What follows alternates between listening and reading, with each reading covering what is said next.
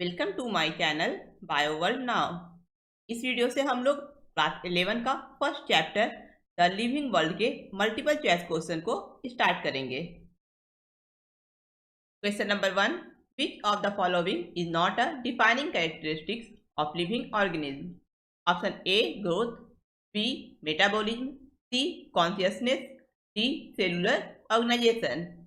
इसका आंसर है option A growth. Question number 2. Which of the following shows growth by increase in mass both internally and externally? Option A crystals, option B mountains, option C bacteria, option D none of these. Answer है option C bacteria. Question number 3. Growth cannot be taken as a defining property of living organism because growth को living organism का defining property नहीं माना जा सकता है। क्यों? Option A all living organism do not show growth, option B non living objects also exhibit growth by accumulation of material, option C non living things also grow from inside, option D growth is a discontinuous process. इसका answer होगा option B non living objects also exhibit growth by accumulation of material. Non living objects जैसे mountain के surface पर material के जमा होने के कारण भी ग्रोथ होता है, इसलिए ग्रोथ को लिविंग ऑर्गेनिज्म का डिफाइनिंग प्रॉपर्टी नहीं माना जा सकता है। Question number 4, reproduction can not be an all inclusive defining characteristic of living organism because option A non living things also reproduce, option B some organisms also reproduce by asexual reproduction, option C there are many living organisms which do not reproduce, option D reproduction is synonym to growth in all organisms। इसका answer है option C.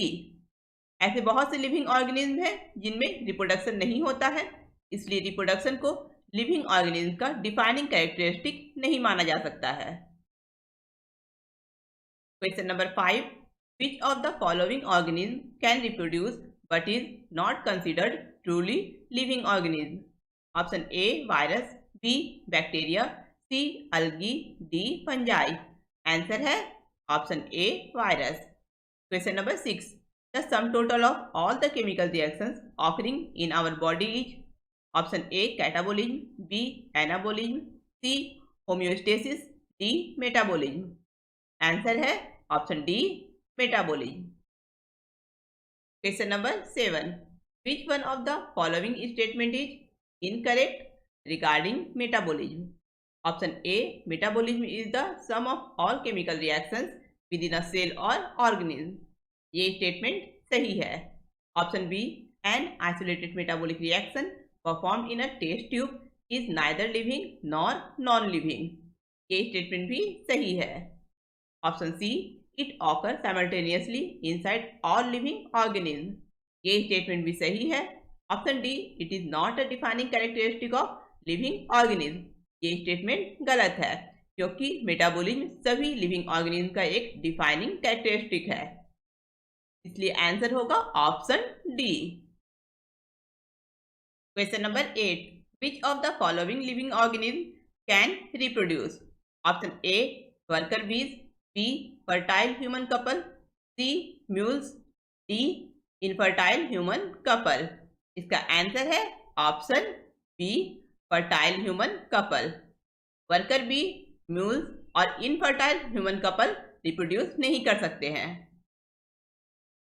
Question number 9, which one of the following feature is considered as consciousness in living organism? Option A growth, B reproduction, C response to external stimuli, D metabolism। का answer है option C. Question number 10, the living organism can be unexceptionally distinguished from the non-living thing on the basis of their ability for option A interaction with the environment and progressive evolution, B reproduction, C growth and movement, D responsiveness to touch। का answer है option D responsiveness to touch. Question number 11, isolated metabolic reactions in vitro are option A living reaction, option B living things, option C catabolic reaction, option D oxidation reaction. Answer है option A living reaction. Question number 12. The branch of biology that deals with the identification, nomenclature and classification is known as option A physiology, option B taxonomy, option C ecology, option D immunology. Answer है option B taxonomy. Question number 13. Which taxonomic category contains organisms least similar to one another? Option A species, B genus, C kingdom, D family. Answer है option C kingdom. Question number 14. Choose correct statement from the following. Option A all living organisms have self consciousness. ये statement गलत है. सभी living organism में consciousness होता है, लेकिन self consciousness सिर्फ ह्यूमन बीइंग में होता है. Option B all living organism can not handle chemical entering their body. ये स्टेटमेंट भी गलत है. सभी लिविंग ऑर्गेनिज्म अपने बॉडी में इंटर होने वाले केमिकल को हैंडल कर सकते हैं. Option C consciousness is not a defining property of all living organism. ये स्टेटमेंट भी गलत है. कॉन्शियसनेस सभी लिविंग ऑर्गेनिज्म का एक डिफाइनिंग प्रॉपर्टी है. Option D all living organism are linked to one another by the sharing of the common genetic material. सभी living organism एक दूसरे से कॉमन जेनेटिक मटेरियल के शेयरिंग के द्वारा लिंक रहता है. ये स्टेटमेंट सही है, इसलिए आंसर होगा option D. Question number 15. Who is known as the father of taxonomy? Option A Aristotle, B John Ray, C Theophrastus, D Linnaeus. Answer है option D Linnaeus. Question number 16. The term taxon refers to option A scientific name of organism, option B process of classification, C a category of classification, D a living organism. Answer है option C a category of classification. Question number 17. Which of the following is against the universal rule of nomenclature? Option A. Both generic and specific name should start with capital letter.